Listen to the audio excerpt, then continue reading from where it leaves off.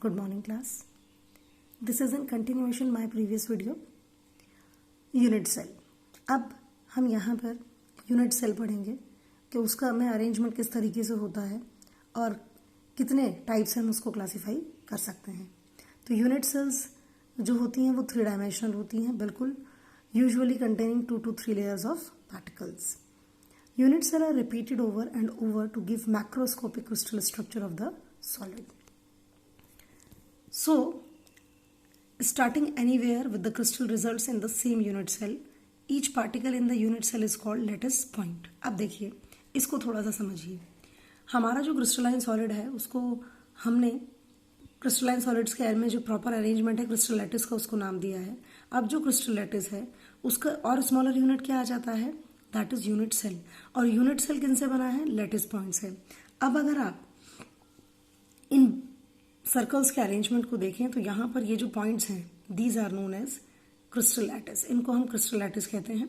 जब हम lattice points कहते हैं. ये लैटिस पॉइंट्स को जब हम जोड़ते हैं और हमारे पास एक यूनिफॉर्म स्ट्रक्चर बनकर आता है, उसको हम कहते हैं यूनिट सेल.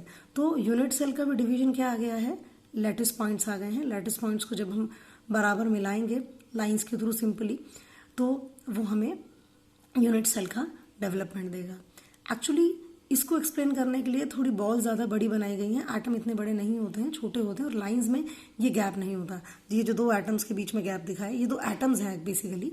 ये जो लाइन दिखाई है जस्ट टू अंडरस्टैंड यू, आपको एक्सप्लेन करने के लिए ये दिखाया गया है, जिससे कि आप प्रॉपरली एक्सप्लेन कर सकें, समझ सकें एक्चुअली क्रिस्टल लैटिस है क्या और यूनिट सेल किस तरीके से बनती है. तो यूनिट सेल जो है वो फंडामेंटल बेसिक है किसी भी सॉलिड का, और वो किससे बना है, लैटिस पॉइंट से बना है. जब हम उनको ज्वाइन करते हैं तो बार बार जब हम यूनिट सेल को रिपीट करेंगे सब डायरेक्शंस में, तीनों डायमेंशंस में, तब जाकर क्रिस्टल लैटिस बनेगा.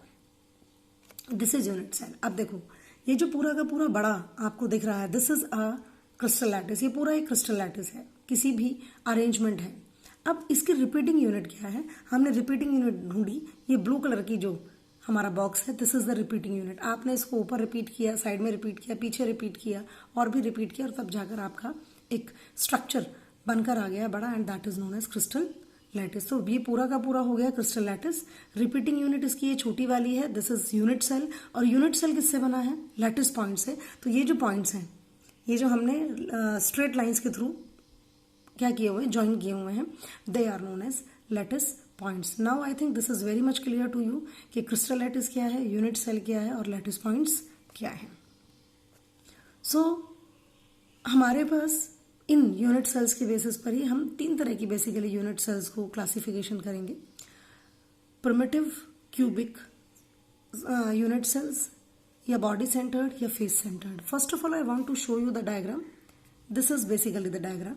This is the primitive unit cell. Primitive मतलब जिसमें सिर्फ कॉर्नर्स पर ही एटम्स हैं, लैटिस पॉइंट इस तरह के. तो बेसिकली अरेंजमेंट इस तरह का होगा. ये तो आपको समझाने के लिए, मैंने पहले भी कहा, समझाने के लिए हमने इन पॉइंट्स को स्ट्रेट लाइन्स के थ्रू जोड़ा है.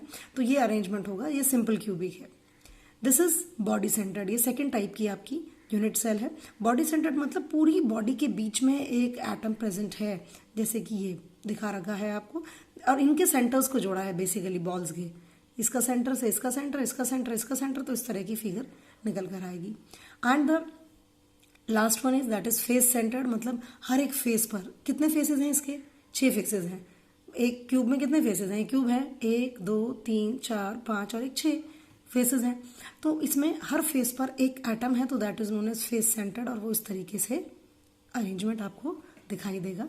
तो basically these are 3 types of unit cells: simple cubic, body centered and face centered. Thank you.